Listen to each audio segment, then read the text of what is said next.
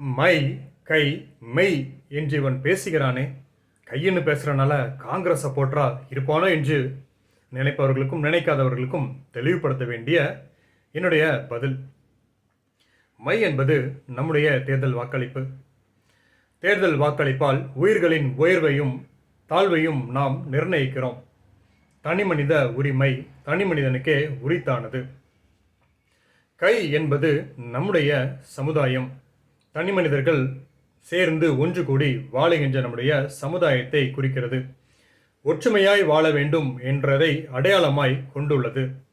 கை இருப்பது மெய், உடலில்.